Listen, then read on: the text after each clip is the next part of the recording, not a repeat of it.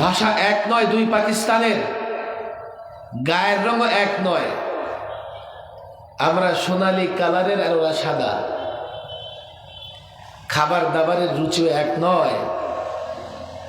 আমরা মাছে ভাতের বাঙালি, আর তারা গোশত আর রুটি ভক্ষণ করে।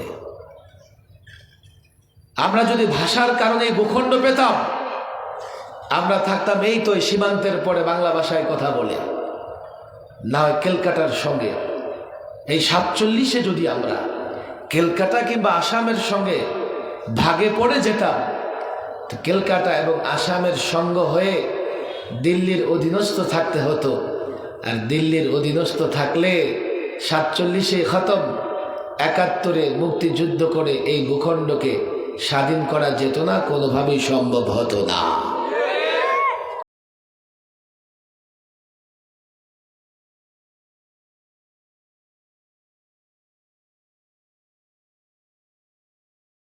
আলহামদুলিল্লাহ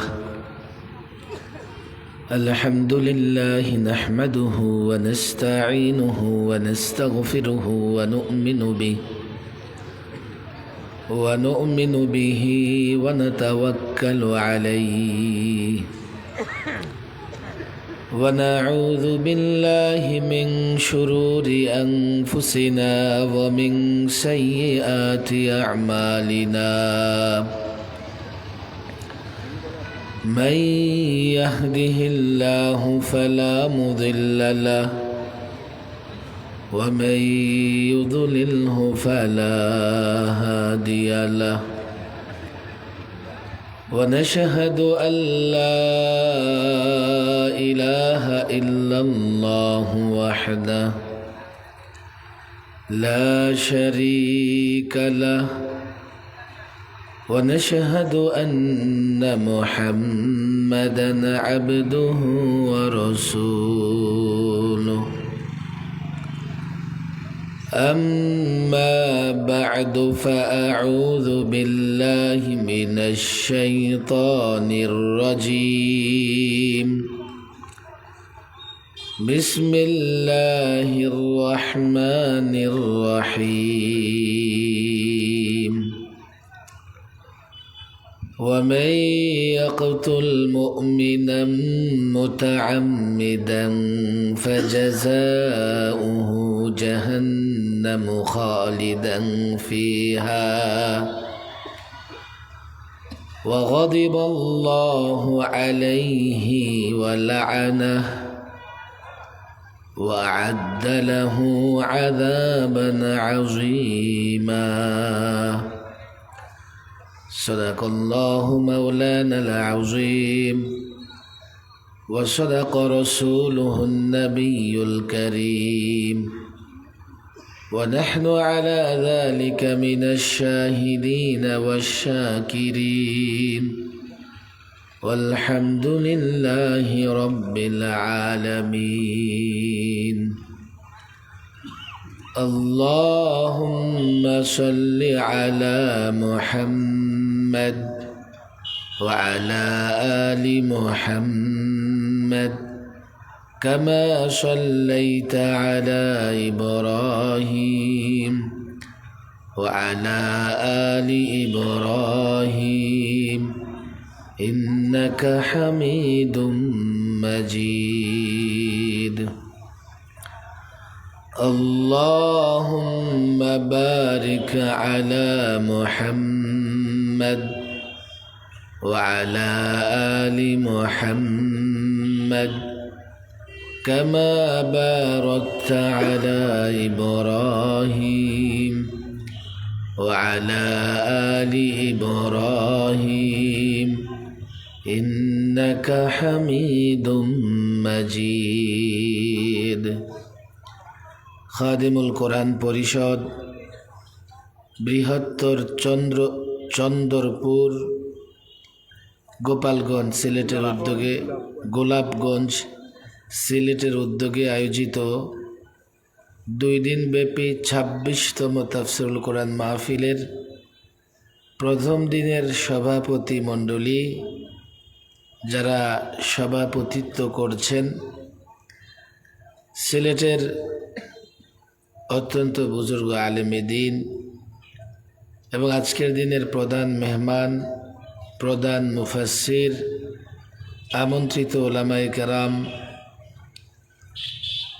ছাত্র ভাইয়েরা, যুবক ভাইয়েরা এবং দিন প্রিয় ইসলাম প্রিয় তাওহীদি জনতা, ঠিক মাগরিবের পরপরই আমার বয়ান করার কথা ছিল।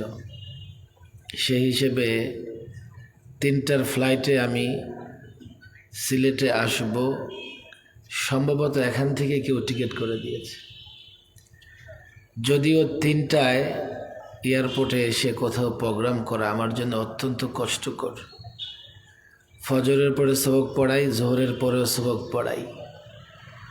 এছাড়া 3টায় ফ্লাইট ধরতে হলে 2টা এয়ারপোর্টে থাকা লাগে, 2টা এয়ারপোর্টে থাকতে হলে এরও 1-1.5 ঘন্টা আগে রওনা হওয়া লাগে। তারপরেও সিলেটে 2 দিনের সফর, ভাবলাম একটু কষ্ট করেও যাই। 3টার ফ্লাইট 5:15টায় ছেড়েছে। যে ফ্লাইট 3টায় ছেড়ে 4টায় সিলেট এয়ারপোর্টে থাকার কথা। ফ্লাইটে যাত্রীদের তোলার পরেও 1 ঘন্টা পরে ফ্লাইট উড়েছে। এক তো তাড়াহুড়ো করে বের হইতে হয়েছে, দুপুরের খাবার দাবার, এরপরে সময় মতো না পৌঁছানো, 2-2.5 ঘন্টা, 2.5 ঘন্টা তো না, 3 ঘন্টা এয়ারপোর্টে বসে থাকা, সব মিলিয়ে একটা কষ্টকর সফর, কষ্টের সফর। যাই হোক, কষ্ট আর যাই হইছে, ক্লান্তি যাই হইছে না কেন, সময় তো আসলে কারো কথা শোনে না। আমি ডিলে করি আর ফ্লাইট ডিলে করুক, সময় কিন্তু তার গতিতে এগিয়ে চলতেছে। সেই হিসেবে এখন বয়ান করার কথা অন্য জায়গায়, আমি মাগরিবের পরে বয়ান করব এখানে বয়ান করতে বসছি। সময় অত্যন্ত সংক্ষিপ্ত, স্বল্প সময়ই আমি কথা বলবো। মূলত শাহবাগ মাদ্রাসার উপলক্ষে আজকের এই সিলেটের সফর। আমার মনে হয় না সর্বশেষ শাহবাগে গিয়ে প্রোগ্রাম পাবো, বয়ান করতে পারবো। প্রোগ্রাম যদিও পাই, আমার বয়ান করার মতো এনার্জি বা শক্তি থাকবে না। গত বছর আমি সিলেট সফর করেছি। গত বছর শারীরিক অবস্থা যেমন ছিল এবার তেমনই আছে। জেলখানায় নানা রকমের জটিলতায় আক্রান্ত হওয়ার কারণে ভাবছিলাম যে হয়তো কিছুদিন পরে সুস্থ হয়ে যাব। তো 1 বৎসর অতিবাহিত হলেও জেলখানা থেকে কিছু কমন সমস্যা নিয়ে বের হয়েছি। সেই সমস্যা, সেই জটিলতা থেকে এখনো মুক্ত হতে পারেনি। এজন্য সামান্য একটু বেতরতিব হয়ে গেলে, খাবার দাবার, ঘুম, দেখা যায় যে আর সফর করার মতো, বয়ান করার মতো শারীরিক সক্ষমতা থাকে না। তারপরেও আল্লাহ তাবারক ওয়া তাআলার বড় দয়া, বড় ইহসান, প্রতিদিনই 2-4টা প্রোগ্রামে যাওয়া লাগে। এরপরে রাজনৈতিক প্রোগ্রাম, এরপরে রাষ্ট্র মেরামত, রাষ্ট্র সংস্কারের নানা রকমের প্রোগ্রাম, মাদ্রাসায় সবক পড়ানো, অনেক মাদ্রাসার তত্ত্বাবধান করা, সব মিলিয়ে কঠিন এক ব্যস্ততম সময় পার করতে হয়েছে। যাই হোক, আল্লাহ তাবারক ওয়া তাআলা আমাকে নিয়ে এসছেন, আপনাদেরকেও বসার তৌফিক দিয়েছেন। সকলেই কালিমাত শুকর উচ্চারণ করি, বলে আলহামদুলিল্লাহ। 2 দিনের প্রোগ্রাম, মাইকের সাউন্ড আমার কাছে বড় ভালো মনে হচ্ছে না। যদি আমি নিজের গলায় সবাই শোনায় দিই, তো তোমার মাইক দরকার কি?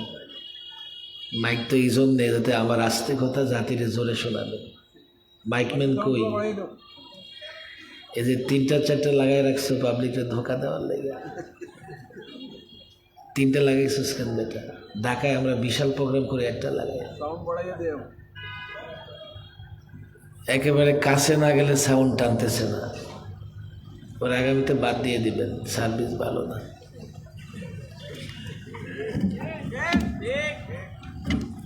আমার পরে বুড়ো মানুষরা আসবে, তো ওদের অবস্থা কি হবে? হুজুর আপনি তো সবচাইতে বুড়া, আজকে সাউন্ড ঠিক করবে, এটা তোরে ঠিক করে ফেলবো এখন। আল্লাহ, ক্যাপাসিটি দুর্বল, সক্ষমতা থাকলে না দেখাবে। কিছুটা মনে হয় উন্নতি হয়েছে।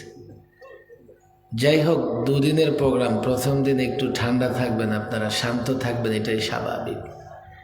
আজকে এনার্জি জমা থাকলে কালকে এনার্জি প্রকাশ করতে পারবেন। তবে যারা দাঁড়িয়ে আছেন আপনারাও এনার্জি জমা রাখেন। আজকে দাঁড়াই থেকে যদি হাত পায়ে ব্যথা হয় তো কালকে খুঁজে পাওয়া যাবে না।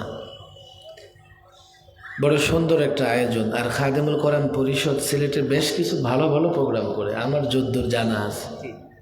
আমি জানি না আসলে পেছনে কারা আছে বা কারা তত্ত্বাবধান করে, তবে ওলামা একরামদের এই খাদেমুল কোরআন পরিষদে যতগুলো আয়োজনে আমি আগেও গিয়েছি, বড় সুন্দর মাজমা হয় এবং বাংলাদেশের খ্যাতিমান আলেমদেরকে দাওয়াত করে থাকেন। সিলেটেরও মাশাআল্লাহ বড় বড় বুজুর্গ আলেমদের দাওয়াত করা হয়ে থাকে। ওলামাদের উদ্যোগে এই প্রোগ্রামগুলো জাতির জন্য রহমত। কথা ঠিক না বেঠিক? দুদিনের প্রোগ্রাম, আপনি তো মনে করতেছেন যে কাল আসবেন, আজকে তো অনেক মেহমান আসবেন, আওলাদ রাসূল আসবেন, এরপরে হযরত অলিপুরি সাহেবও আসবেন। আমি অনুরোধ করব, মাইকের আওয়াজ যত দূর যায়, একজনও এখন প্যান্ডেলে বেড়ে থাকতে পারবে না। তাহলে এত বড় নেয়ামত এবং রহমতের কদর করা হবে না। ওলামারা মেহনত করে আপনাদের জন্য রহমতের ব্যবস্থা করতেছে, নেয়ামতের ব্যবস্থা করতেছে, আর আপনারা উপস্থিত না হলে নেয়ামতের শুকরিয়া হবে না, নেয়ামতের কদর মর্যাদা দেওয়া হবে না। আমি অনুরোধ করব, অন্তত মাইকের আওয়াজ যত দূর যায়, একজন মুসলমানও পথে ঘাটে রাস্তাঘাটে কোথাও থাকতে পারবে না। মুরব্বী ওলামা একরাম আসার আগেই সব যুবক দলে দলে মাহফিলে চলে আসে। কোন বিষয় নিয়ে কথা বলবো? আমি অবশ্য একটা বিষয় দেখলাম এখানে, আগে থেকে জানা ছিল না অবশ্য। কি যেন বিষয়টা? ইসলামী শাসন ব্যবস্থার প্রয়োজনীয়তা। আসলে আমার সাবজেক্টই তো এটা, জানারও দরকার নেই। এই যে আজকে ওই গতকাল, আপনাদের কষ্ট হচ্ছে না তো? কষ্ট কেন হবে? আমার মতো 400 কিলো সফর করে আসছেন, কথা বোঝা যায়, স্পষ্ট হচ্ছে কথা? এলাকার লোকদের সাউন্ড দুর্বল নাকি, না ভলিউম কমানো? ভলিউমটা বাড়েন দেখি, বাড়ান বাড়ান, বলেন আল্লাহু আকবার। থাক, মাইক যতটুকু হয়েছে এটা ঠিক হবে না, ওর সক্ষমতা কম। শ্রোতারা সাউন্ড দিলে হবে। এক বাক্যে সকলে জোর করে তাকবীর দেন, আল্লাহু আকবার। হচ্ছে না কিন্তু, এত লোকজনের জমায়েত। কাল হয়তো আরো কয়েক গুণ হবে, হোক, আজকেও কিন্তু কম না। অনেক লোকজন আজকে আছেন। আপনারা জোর করে গলাটাকে একটু ঝাড়া দিয়া উঁচু আওয়াজে তাকবীর দেখবেন। তাকবীরের আওয়াজ বড় হওয়া লাগে, কথা ঠিক না বেঠিক? যত দূর তাকবীরের আওয়াজ যায় তত দূর শয়তান থাকতে পারে না। বলে আল্লাহু আকবার। এই মাইক ম্যানেজার, তোর মাইক ঠিক করে দিয়ে গেলাম, এটারে নিচে রেখে দেবে। তোমার সাউন্ড হচ্ছে এই দুইটায়, বুঝছো না? এই দুইটাকে ক্লোজ রাখবা, না হলে মুরব্বীদের কষ্ট হবে। কথা বলার সময় কি এমন ভাইব্রেশন করতে থাকবো নাকি বেটা?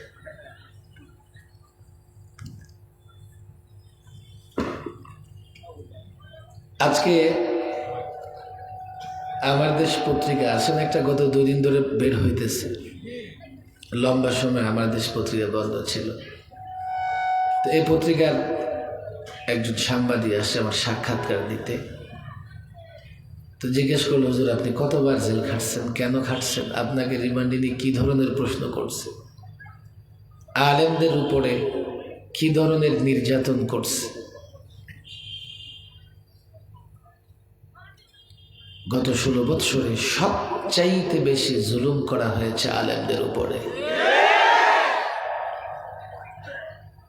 কিন্তু দুঃখজনক ব্যাপার হলো কি, আলেমরা এই যে এতটা নির্যাতন সহ্য করেছে মুখ ফুটে বলতেও পারে নাই। আর আমার দেশের মিডিয়া এগুলো আলেমদের কান্না শোনে নাই, আলেমদের পক্ষে কথাও বলে নাই। আমার দেশ পত্রিকা বের হচ্ছে, তাদের প্রথম কাজই হচ্ছে গত 16 বৎসরে আলেমরা যত কষ্ট সহ্য করেছে, দুঃখ সহ্য করেছে, আলেমদের উপর টর্চার হয়েছে, ওনারা উদ্যোগ নিয়েছে আগে এগুলো প্রকাশ করবে। এই গত 16 বৎসরে আমার মতো একজন নিরীহ মানুষ এই অর্থে 16 বৎসরের এমন 16টা শব্দ দেখাতে পারবে না যে শব্দগুলো আমার উস্কানিমূলক ছিল, যেই শব্দগুলো উগ্রতায় ভরপুর ছিল, যে শব্দগুলোতে জঙ্গিপনা ছিল, এমন 16টা শব্দ দেখাতে পারবে না। 21 থেকে 23 লম্বা সময় মেহমানখানায় যখন ছিলাম, এক এক মামলায় রিমান্ডে আমার ওরা প্রায় সব বক্তৃতা শুনেছে। কোনো একটা বক্তৃতার পরিপ্রেক্ষিতে রাষ্ট্রদ্রোহ মামলা করবে, সন্ত্রাস বিরোধী আইনে মামলা করবে, তারা করতে পারে নাই।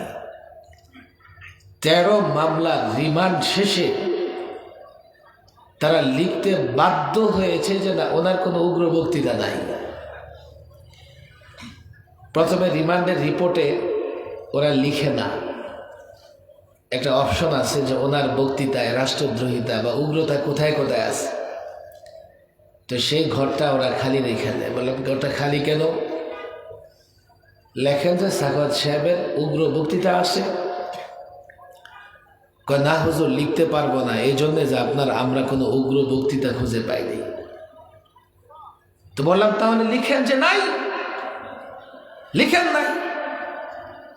হয়তো আছে লিখবেন, না হলে নাই লিখবেন। আছে লিখতে পারবে না, কারণ লিখলে তো প্রমাণ পেশ করতে হবে। আবার ভয় পায় নাই লিখলে উপর থেকে চাপ আসে কিনা। ইসলামী শাসনের প্রয়োজনীয়তা আছে বলেই তো আমার মতো নিরীহ একটা মানুষও গত 16 বৎসরে 3 বার জেল খেটেছে।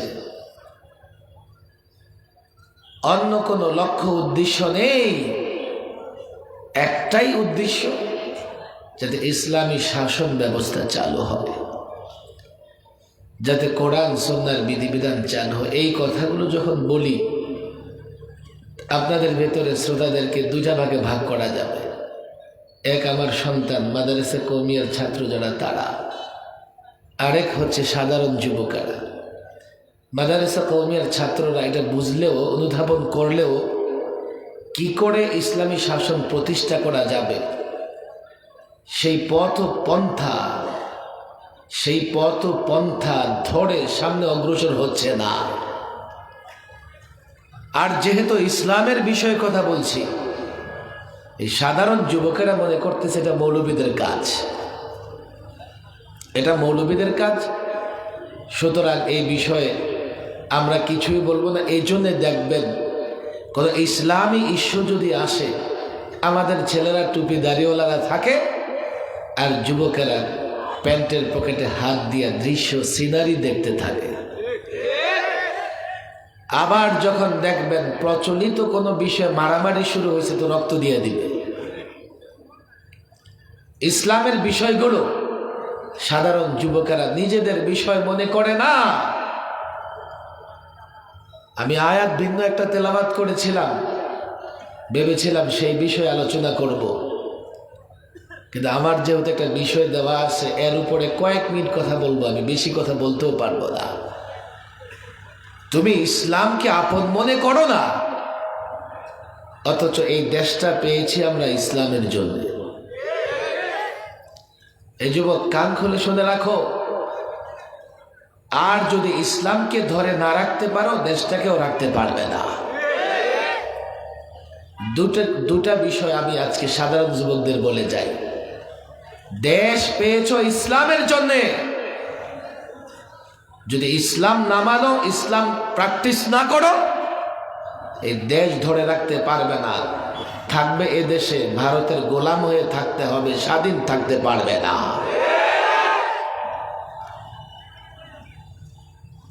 ওই প্রগতিশীল বুদ্ধিজীবী নামের পরজীবীরা আমার বিরোধিতা করবে। কে বলেছে ইসলামের জন্য দেশ পেয়েছেন? আমি বললাম, আসো, তোমাদের মধ্যে কোনো বুদ্ধিজীবী থাকলে আমার চ্যালেঞ্জ গ্রহণ করো। আমি টেলিভিশন মিডিয়ায় বাংলাদেশের জাতীয় অনেক সমাবেশ, সেমিনারে, বক্তৃতা পরিষ্কার বলেছি, আমরা দেশটা পেয়েছি ইসলামের জন্যে, এবং যুক্তি দিয়ে তাও প্রমাণ করিয়ে দেখেছি এই দেশ রাখতে হলে ইসলাম ছাড়া এই দেশ রাখা যাবে না। ইংরেজ যখন ভারত ছেড়ে চলে যায়,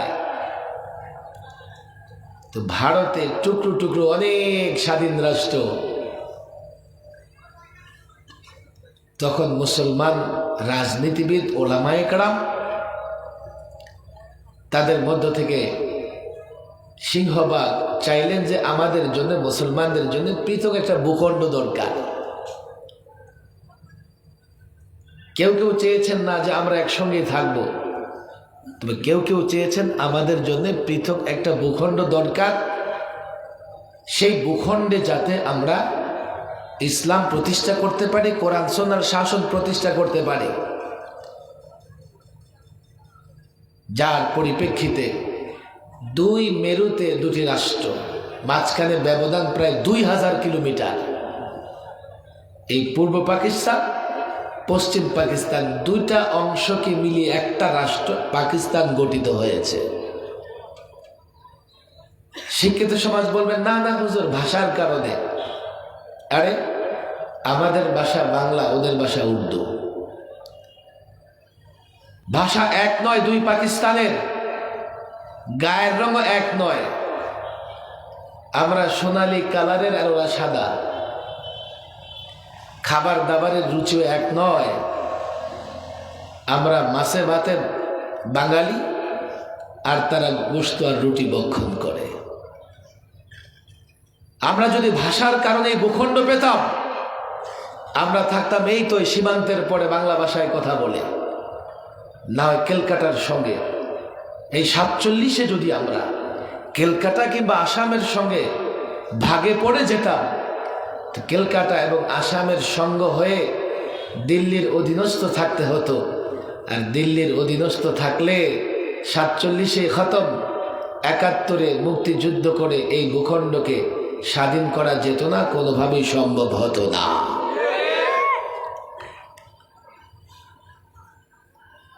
যার পরিপ্রেক্ষিতে বাংলাদেশে স্বাধীনতার পতাকা উত্তোলন করেছিলেন লালবাগ, ঢাকা লালবাগ এবং বড়কাটরা মাদ্রাসার বাণী, ইলাম সুনানের মুরাত্তিব, লেখক মাওলানা জফর আহমদ উসমানী, একজন আলেম।